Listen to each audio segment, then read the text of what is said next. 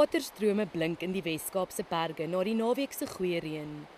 Duisende kubieke liter is nou met sy takke langs op pad na die rivier sonder end, die slagaar van Theewaterskloof-dam.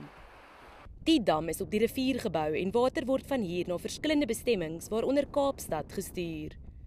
Johan Raad draai Theewaterskloof se krane oop en toe na boere in die Oeverberg. In die droogte tyd, ons het jy weet, ons moet rond staan, ons moet beheermaatreëls in plek instel en dis meer. En ja, dit was nogal 'n moeilike tyd geweest om deur te gaan.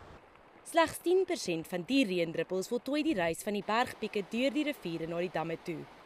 Suid-Afrika verloor jaarliks 7 keer soveel water as wat hier agter my in Theewaterskloof-dam is aan uitheemse plantspesies.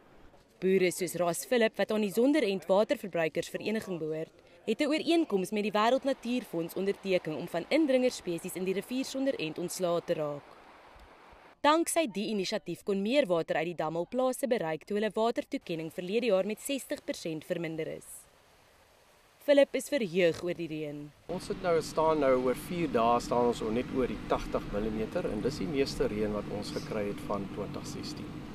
So ons is baie opgewonde oor hierdie reentjie en hy het pragtig geval. Ek weet in dele het hy baie vinnig afgekom, maar by ons het dit pragtig in die grond in as omtrent niks afloop nie. So die ondergrondse bronne is baie leeg.